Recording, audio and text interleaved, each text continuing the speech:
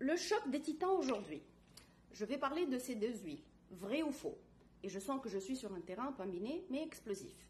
Aujourd'hui, ça sera l'huile d'argan, produit uniquement au Maroc, même si des tentatives de la voler et de la faire ailleurs, vous voyez ce que je veux dire, ont été faites, mais non pas réussies. Et l'huile de figue de Barbarie. Avant de commencer, je tiens à vous dire que j'ai pas d'affiliation avec le Maroc, j'ai pas d'affiliation avec le roi du Maroc, ni avec les producteurs de l'huile d'argan. J'ai une affiliation génétique selon quelques tests génétiques d'ADN que mes ancêtres, une partie de mes ancêtres viendrait probablement de Sir al-Hamra. Si la chicane entre les frères va continuer, je me propose de la résoudre avec mes origines génétiques. Figue de Barbarie, bah oui, j'ai une affiliation, j'adore les figues de Barbarie. Mais je vais vous dire aujourd'hui, scientifiquement, le vrai et faux de ces deux huiles-là. On va commencer par l'huile d'argan, produite au Maroc, uniquement au Maroc. C'est un arbre au début endémique et il faut que vous teniez ces informations, 30 kilos pour avoir juste 1 litre. Donc ceux qui vous proposent des prix à 3 $, là, fuyez. Riche en oméga 6 et oméga 9 et en vitamine E.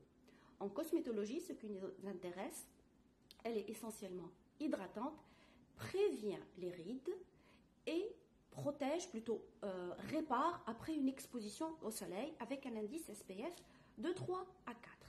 C'est une consistance très épaisse, elle ne s'absorbe pas très bien. Plutôt, elle s'absorbe un peu difficilement. Je ne vais pas parler des vertus pour les cheveux ni pour le corps, je veux dire pour la santé. La petite sœur, l'huile de figue de Barbarie, 1 tonne pour 1 litre. Vous voyez déjà la difficulté à l'avoir. C'est endémique au Maghreb, pas seulement au Maroc. C'est une huile plus légère, facile à avoir une bonne pénétrance au niveau de la peau. Elle est plus riche en vitamine E, malgré qu'elle est plus légère. Elle est composée uniquement d'oméga 6. Et sa particularité, c'est qu'elle a les phytoestrols. C'est comme de l'ostrogène, beaucoup plus faible. Et on connaît maintenant qu'il y a beaucoup de crèmes à base d'ostrogène. Ça, c'est son plus par rapport à l'huile d'argan, en plus d'être légère. Donc, en résumé, l'huile d'argan, pour faire rapide, c'est pour les peaux matures et sèches, pour prévenir aussi. Ça, pour les rides, ridules et les taches. Comme c'est une huile qui vient de commencer, on n'a pas beaucoup d'études. On a 2 ou 3 ou 4 études, je pense, mais celle-là, elle est baquée plus avec des études.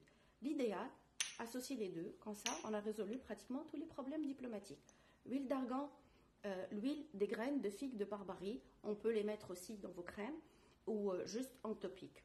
Résumé, peau sèche, mature, action préventive, rides, ridules et taches pigmentaires. Je vais vous laisser un tableau qui va tout expliquer. J'espère que j'ai épargné tout le monde et je sens que j'ai vraiment marché sur un terrain miné. Merci, au revoir.